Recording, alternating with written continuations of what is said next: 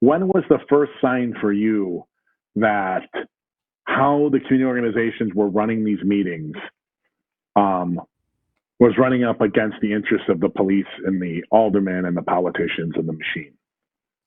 I think that maybe 6 months into it, it became sort of like apparent in terms of some of our like meetings with the cities and folks that there was seemed like this pushback in terms of what we're attempting sort of to do. And I remember such a meeting like that we had, and at that meeting we didn't express sort of like, hey, you know what, you guys are not going to do this. It was more of, well, they were putting money into the like the beat facilitators and the beat teams, so it became obvious that they were going to try to co-opt this sort of issue itself and co-opt this sort of beat meetings. And you know what, we wanted to maintain that we didn't want that, but many of those beat facilitators, once they got started to get paid, well, their loyalty shifted from the community to what the people who were paying them itself.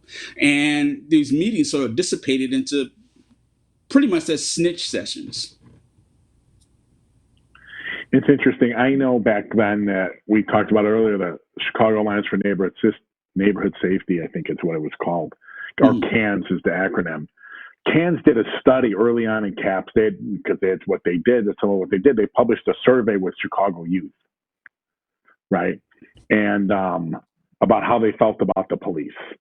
Um, I think a more recent version came out from the University of Chicago, which I think they thought they were the first one to ever survey youth, which is untrue. But anyways, that survey was not flattering to the Chicago Police Department or the city. Mhm. And CANS had contracts to help with beat meetings, and they were warned not to, by the Daley administration, warned not to put that report out or else.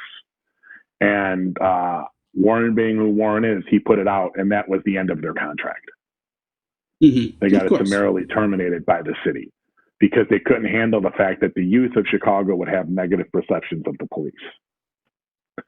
Of course, because you know what, the whole sort of program in terms of what the police wanted was to showcase how great they were and how community minded they were, and that's further from the truth. And you know what, today it's even further from the truth.